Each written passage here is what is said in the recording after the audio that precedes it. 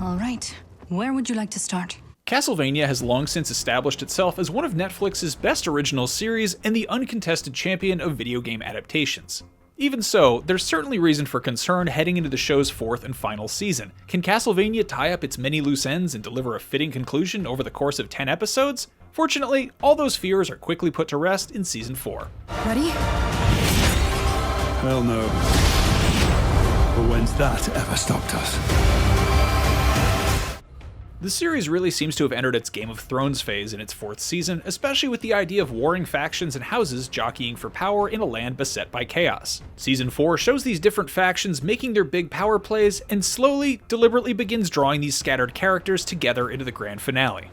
That's always been one of Castlevania's greatest strengths, crafting nuanced three-dimensional characters with clear goals and motivations. Even with a character like vengeful vampire Queen Carmilla, the series takes great pains to explore why she commits her unspeakable atrocities and why she feels justified in turning Europe into a massive human cattle pen. Season 4 may be the show's most thematically resonant. It's focused on the question of whether humans and vampires can overcome their base natures and build a better future. That question fuels pretty much every major character arc, whether it's Alucard battling his darker vampire side, or Lenore wrestling with the irrelevance of diplomacy in all-out war. Season 4 also hinges heavily on Saint Germain, a character who becomes even more fascinating and morally ambiguous following his return from the Infinite Corridor. Rushed pacing is one thing Castlevania doesn't share with the final season of Game of Thrones. There's a clear sense of focus to the narrative as plotlines converge and the series gradually sheds weight, leading to the grand climax. Season 4 also has a nice blend of action-heavy episodes and more character-driven fare, complete with two of those obligatory non-stop slaughterfests the series has become known for.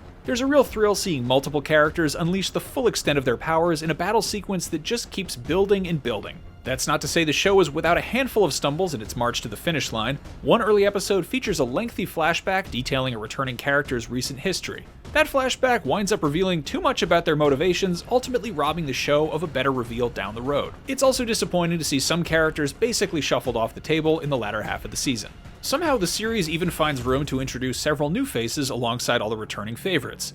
Malcolm McDowell is impeccably cast as the bumbling, self-important vampire Varney, while a barely recognizable Titus Welliver shines as his right-hand man, the hulking Slavic vampire Ratko. Marcia Thomason's Greta quickly becomes an entertaining and even necessary foil to Alucard, one who pokes fun at his never-ending parade of misery, while also reawakening the hero within.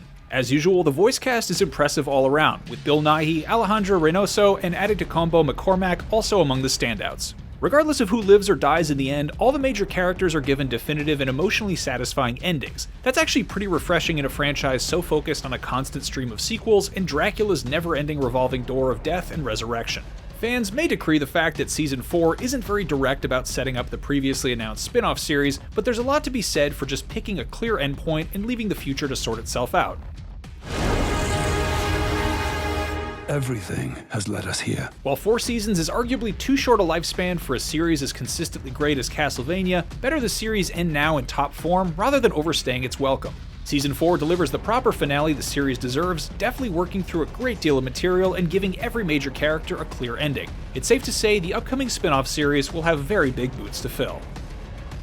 For more on Netflix series about people with capes, check out our review of Jupiter's Legacy. And for all sorts of pop culture stuff about vampires, superheroes, and etc., keep it right here on IGN. You know me. I'm going to eat your soul.